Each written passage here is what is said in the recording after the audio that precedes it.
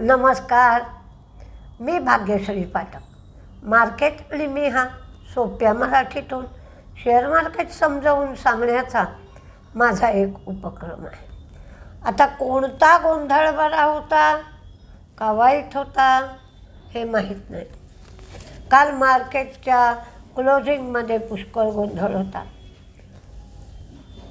अगदी थोडे लोक फ्युचर ऑप्शनमध्ये करतात, पण मार्केट आफ्टर क्लोज जी आपण एंट्री टाकतो ती 3:50 टाकता येते.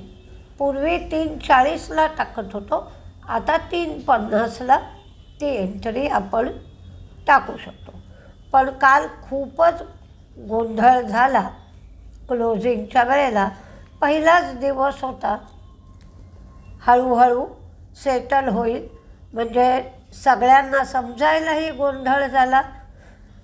जे मोठे मोठे ब्रोकर्स होते त्यांनी बरोबर ऑर्डर्स टाकल्या. काही जणांनी त्याच्यातून फायदाही उठवला.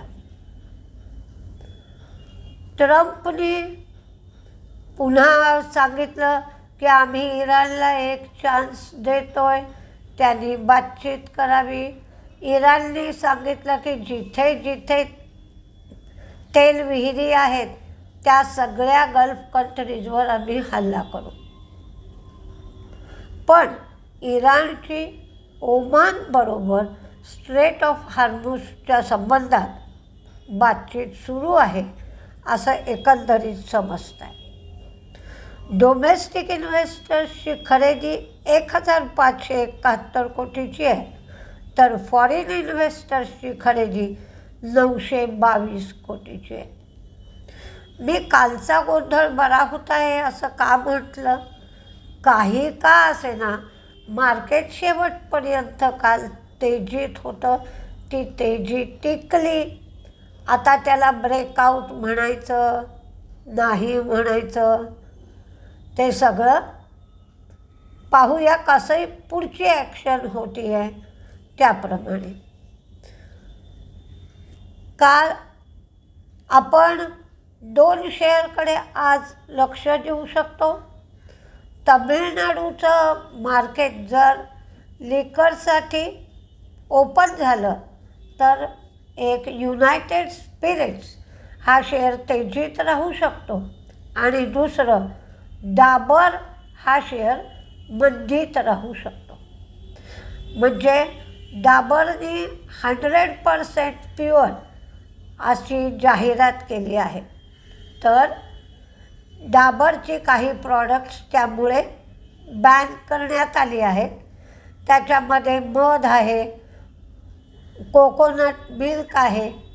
तर ही फूड सिक्युरिटी रेग्युलेटर जी आहे म्हणजे FSSAI, तर त्यांच्या प्रॉडक्ट खराब आहेत असं हे म्हणत नाही आहे. पण तुम्ही जशी जाहिरात करताय की 100% प्युअर, तसं आहे की नाही तपासलं पाहिजे, नाहीतर तशी जाहिरात करू नका.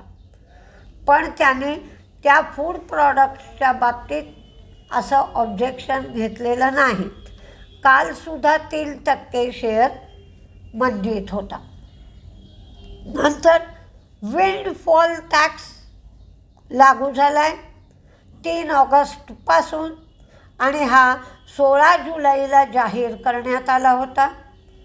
डिझेल एक्सपोर्टवर ₹15.50 ₹25.50. ATF एक्सपोर्टवर ₹14.50 ₹22. पेट्रोलवर ₹2.50 ₹3.50. हा 1 लिटरसाठी एवढी वाढ करण्यात आली आहे. आता काही रिझल्ट्स पाहूया. काही बातम्या पण पाहता येतील. सरकार LICमधला 6.5% स्टेक OFSच्या माध्यमातून विकणार आहे आणि मंगळवार म्हणजे आजपासून OFS चालू होईल आणि उद्या रिटेल इन्व्हेस्टरसाठी असेल. 382 रुपये त्याची प्राईस ठरवण्यात आली आहे. GE शिपिंगचा रिझल्ट खूप छान आला आहे. याने 14 रुपये 40 पैसे डिव्हिडंडसुद्धा दिला आहे. त्यामुळे या गोष्टींकडे पण आपल्याला लक्ष द्यायचं आहे. आता रिझल्ट्स पाहूया. DLFचा रिझल्ट कमजोर आहे. शेअर मंदीत राहू शकतो. रेव्हेन्यू कमी झाला आहे, मार्जिन कमी झालं आहे. इरेडाचं प्रॉफिट वाढलं आहे, रेव्हेन्यू वाढलं आहे, शेअर तेजीत राहील. टॉरेंट पॉवर मात्र काय करतोय हे बघायला पाहिजे. प्रॉफिट कमी आहे, रेव्हेन्यू वाढलं आहे, मार्जिन वाढलं आहे. त्यांची फायनान्स कॉस्ट वाढली आहे आणि LNG सप्लायच्या बाबतीत अडचणी आल्या होत्या. त्यामुळे रिझल्टवर परिणाम आहे असं टॉरेंट पॉवरने सांगितलं आहे. पेटीएमचं सुद्धा ब्लॉक डील व्हायचं आहे. SAIF हे जे पार्टनर आहेत ते स्टेक विकणार आहे. 2.3% स्टेक विकला जाईल. कालच्या किमतीच्या 5% डिस्काउंट देण्यात आला आहे आणि किंमत राहील 1,339 रुपये 65 पैसे. कन्साय नेरोलॅकचा रिझल्ट चांगला आहे. प्रॉफिट वाढलं आहे, रेव्हेन्यू वाढलं आहे, मार्जिन फ्लॅट राहिलं आहे, शेअर तेजीत राहू शकतो. डेकोरेटिव्ह आणि इंडस्ट्रीयल दोन्हीही पेंटला चांगली मागणी आहे. रॉ मटेरियल कॉस्ट वाढली असून रेव्हेन्यू त्यांचा वाढला आहे, मार्जिनवर त्यामुळे परिणाम झाला आहे. गल्फ ऑइल लुब्रिकंट रिझल्ट चांगला आहे, शेअर तेजीत राहू शकतो. प्रॉफिट वाढलं आहे, रेव्हेन्यू वाढला आहे, मार्जिन फ्लॅट राहिलं आहे. KEI सुद्धा तेजीत राहील. खरं तर KEIचा शेअर खूप वाढला आहे, त्यामुळे जपून ट्रेड करा. पण रिझल्ट चांगला आहे, प्रॉफिट वाढलं आहे, रेव्हेन्यू वाढला आहे, मार्जिन वाढलं आहे. पण अपेक्षाही आपल्या KEIकडून वाढल्या आहेत. KIMS प्रॉफिट कमी झालं आहे, रेव्हेन्यू वाढला आहे, मार्जिन कमी झालं आहे.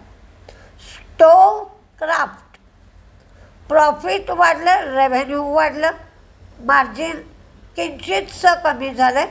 पण स्टोव्हक्राफ्ट तेजीत राहण्याची शक्यता अधिक आहे.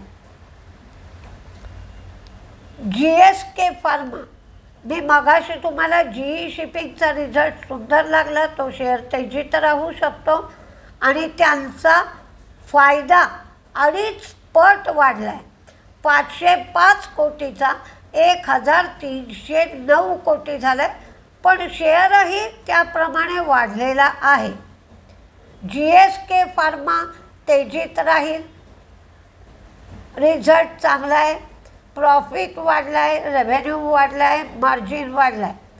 टेक्समॅको प्रॉफिट वाढला आहे, पण रेव्हेन्यू आणि मार्जिन कमी झालं आहे.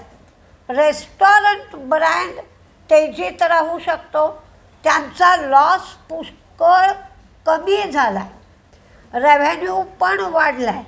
419 कोटी लॉस होता, त्याचा 18 कोटीच उरला आहे. रेव्हेन्यू वाढला आहे, मार्जिनही वाढला आहे. थॉमस कुकचा रिझल्ट चांगला आहे, त्यामुळे तेजीत राहील. गणेश इकोस्फिअर रिझल्ट चांगला आहे, तेजीत राहील. सामी हॉटेल SAMHI प्रॉफिट आणि रेव्हेन्यू वाढला आहे, मार्जिन कमी. संभव स्टील, जर मेटल तेजीत राहिले तर संभव स्टील तेजीत राहू शकतो. प्रॉफिट रेव्हेन्यू वाढला आहे, मार्जिन फ्लॅट आहे. SBI फंड्सचा रिझल्ट चांगला आहे, तेजीत राहील. कल्पतरू प्रॉफिट कमी आहे, रेव्हेन्यू वाढला आहे. जैन रिसोर्स प्रॉफिट रेव्हेन्यू वाढला आहे, मार्जिन कमी. आयनॉक्स इंडिया प्रॉफिट मार्जिन कमी, रेव्हेन्यू वाढला आहे. सनातन टेक्सटाईल प्रॉफिट मार्जिन कमी, दोन्हीही रेव्हेन्यू वाढला. डोब्सचा रिझल्ट चांगला नाही आहे, प्रॉफिट कमी झाला आहे, मार्जिन कमी झालं आहे, रेव्हेन्यू वाढला आहे. जिंदाल स्टेनलेसचा रिझल्ट चांगला आला आहे.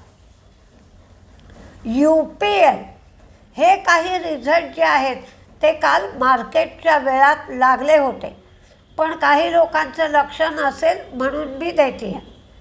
UPL तोट्यातून फायद्यात आला. UPLची टार्गेट्स पण वाढवली आहेत, रेव्हेन्यू वाढला आहे, मार्जिन कमी झालं आहे. ॲथर एनर्जी तेजीत राहू शकतो, त्यांनी लॉस कमी केला आहे, रेव्हेन्यू वाढला आहे. नौसीलचा रिझल्ट चांगला आला आहे, नौसील तेजीत राहील. सुंदरम फायनान्स प्रॉफिट वाढला आहे, रेव्हेन्यू वाढला आहे.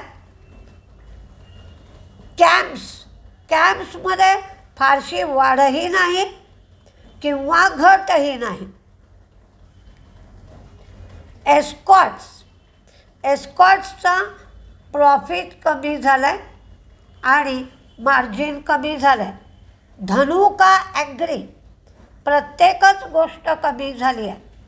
इथॉस प्रॉफिट वाढला, रेव्हेन्यू वाढला, मार्जिन फ्लॅट राहिलं. ब्लू जेट यांनी ₹1.20 डिव्हिडंड दिला आहे. 14 सप्टेंबर रेकॉर्ड डेट आहे, पण यांचा प्रॉफिट, रेव्हेन्यू, मार्जिन प्रत्येकच गोष्ट कमी झाली आहे. ICICI bank, Glenmark, Gland pharma, GSK pharma, Ather energy, Borosil scientific, KEI आणि SBI फंड हे शेअर तेजीत राहू शकतात. आता जो कालचा गोंधळ झाला आहे की स्पॉट वेगळा उघडेल, नंतर फ्युचर वेगळं उघडेल, आता त्याच्या बाबतीत आज अखंड दिवस चर्चा होईल. NSEने रात्री त्याचं एक्सप्लेनेशन दिलं आहे, रात्री 12 वाजता साधारण. तर आता आज अख्खा दिवस त्या चर्चेतून काय निघतं आहे समुद्र मंथनातून हे आपल्याला बघायचं आहे.